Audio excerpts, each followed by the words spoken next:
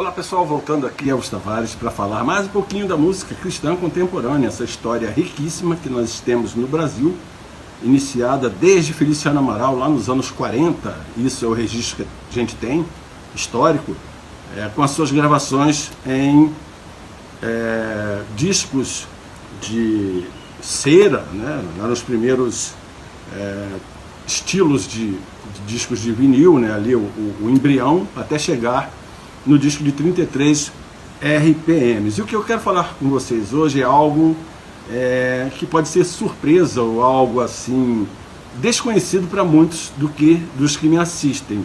Eu quero falar sobre a fita cassete. Está aqui a fitinha cassete, para muitos que não conhecem, apresentando fita cassete, quem não conhece, e os que conhecem estão relembrando.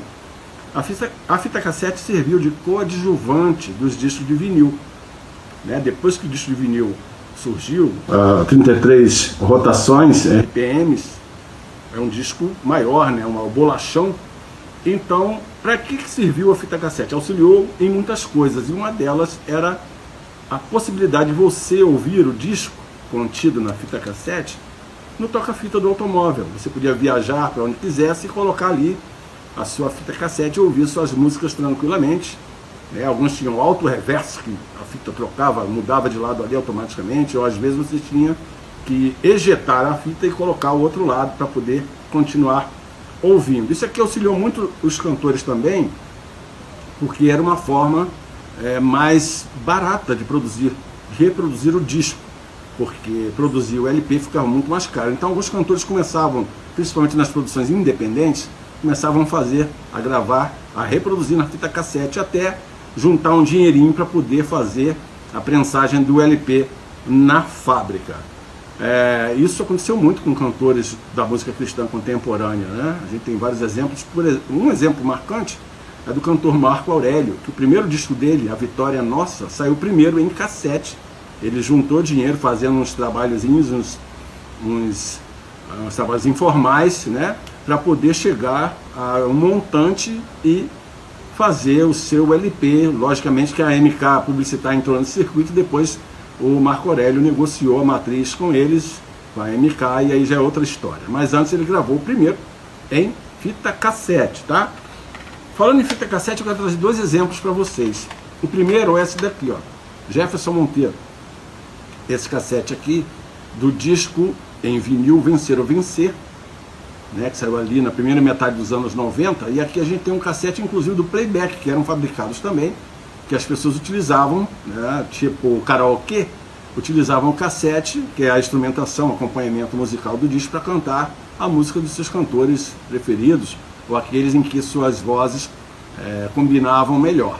Então essa aqui é uma produção em cassete do Jefferson Monteiro, pela gravadora Continental / Warner Music, tá? Multinacional Warner Music. Saiu aqui esse disco Vencer ou Vencer, que inclusive essa música eu tive o prazer de vê-la gravada. Essa música aqui eu fiz para o Jefferson Monteiro gravar, Vencer ou Vencer. Os arranjos aqui desse disco foram feitos pelo Paulo Calazans, que é o tecladista do cantor Djavan.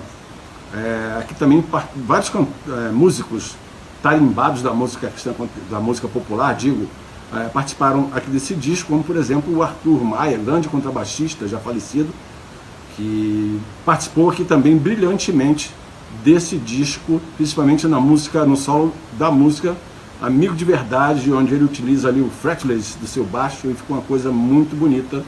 Quem quiser conhecer ou ouvir, é só ir na internet, né, no YouTube, Amigo de Verdade, Jefferson Monteiro, e tem um solo bonitão lá do nosso saudoso Arthur Maia. Outra fitinha que eu queria trazer para vocês é essa daqui, que é do Nilson Lins, cantor Nilson Lins, falecido, né? O Nilson Lins faleceu ali em 2020, 2021, né? E tinha uma voz muito bonita, e esse disco aqui, ele realmente é um disco fantástico. Saiu primeiro em LP, pela gravadora Som e Louvores, e depois teve também a produção em cassete, que auxiliava em todos esses motivos que eu já expus aqui anteriormente. O Nilson Lins gravou aqui, por exemplo, a música Felicidade. Muitos devem conhecer. Dá pra perceber pelo olhar Quando alguém tá contente.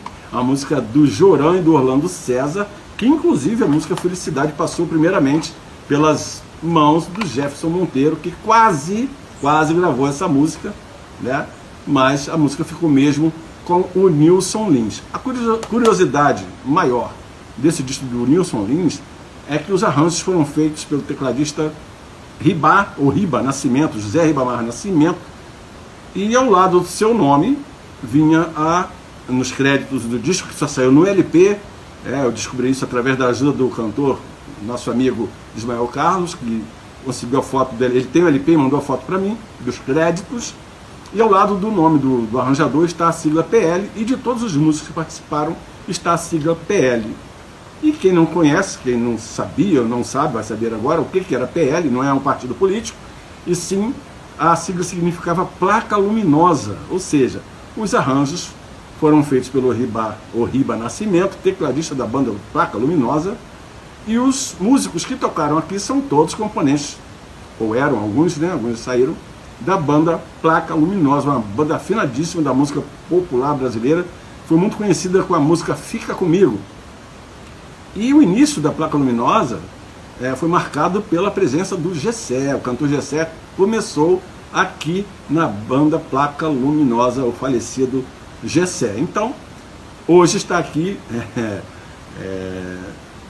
desvendado o segredo da sigla PL, que quem tem o LP desse disco e não sabe, hoje está sabendo o que significa Placa Luminosa, um conjunto, né? Era chamada conjunto, mas uma banda, com a nova nomenclatura usada na música, uma banda sensacional, que era o Placa Luminosa. E é isso, esse cassete, essa coisa valiosa aqui na minha mão, é uma reprodução do LP do Nilson Lins e também aqui o do Jefferson Monteiro, né, a reprodução do disco Vencer ou Vencer, que saiu em vinil. Esse disco do Jefferson saiu em vinil e em cassete, como esse aqui que eu estou mostrando, não saiu em CD, tá? O disco aqui do Nilson Lins saiu, se não me falha a memória, saiu em CD, porque a gravadora Sonho Louvores reproduziu, remasterizou todo o seu acervo e lançou em CD. Então eu creio que também aqui o Nilson Lins, quem souber depois comenta aí embaixo se saiu em CD, eu creio que sim. Por que eu trago essas curiosidades aqui para vocês? É porque já participei de diversas gravações em estúdios, né, produção de disco, varei madrugadas em momentos de mixagem de disco, regada a Coca-Cola e pizza, né? Participei de back vocals, ou de vocais, para a gente falar num português mais fácil, de vários discos também, e essa experiência a gente procura trazer aqui para vocês, dessa coisa que a gente vivenciou nos meandros da música cristã contemporânea. Outra coisa que eu queria mostrar para vocês é que qual é a relação, alguém saberia dizer a relação da caneta esferográfica com a fita cassete? Os mais antigos saberão. Os que desconheciam o que seria, o que é o fita cassete, vai saber agora. Porque às vezes a fita enrolava aqui dentro, ou tinha algum problema, você introduzia a caneta esferográfica aqui e girava a fita para chegar no ponto que você quisesse, tá bom? Então isso aqui era um meio auxiliar na utilização da fita cassete. Desconheço que alguma fábrica na época tenha inventado ou criado algum instrumento, algum objeto para poder fazer essa função aqui, sendo somente utilizada dentro de um toca-fita. Falar em toca-fita, eu tenho esse aparelhinho aqui, ó, comprado em Portugal, tá vendo? É um rádio toca-fita. E como é que você colocava a fita aqui dentro? Apertava aqui o eject, abria aqui o compartimento e a fitinha entrava aqui dentro, ó. Tá vendo? Fechava aqui para funcionar, depois tirava. Vamos ver se eu coloquei do lado errado, né? Já estou bem desfamiliarizado. Aqui fechou. E você ligava, ouvia também aqui nesse aparelho. Podia ser portátil, você levar para qualquer lugar e podia ouvir aqui também, tá? Depois fazia o eject, o movimento de novo, tirava a fita e guardava a fitinha cassete. Então, era isso, gente, que eu queria trazer para vocês hoje. Para quem não conhece, ficar conhecendo a famosa fita cassete. Cassete que vem, uma palavra que vem do francês, e eu usava, além do nome, né, C-A-S-S-E-T-E, a forma K, a letra K, junto ao número 7, cassete, que era uma forma também de se expressar para definir a fita cassete. Tá aqui esses dois exemplos para vocês, tá bom? Então, quem não conhecia, fala aí alguma coisa. Quem já conhece, comenta também. Era essa curiosidade. que eu queria trazer para vocês hoje aqui, e depois nós vamos colocar esse videozinho lá no nosso canal no YouTube, o canal Música, Sons e História, que é o que a gente faz aqui, contar história para vocês, tá legal? Um abraço e até a próxima.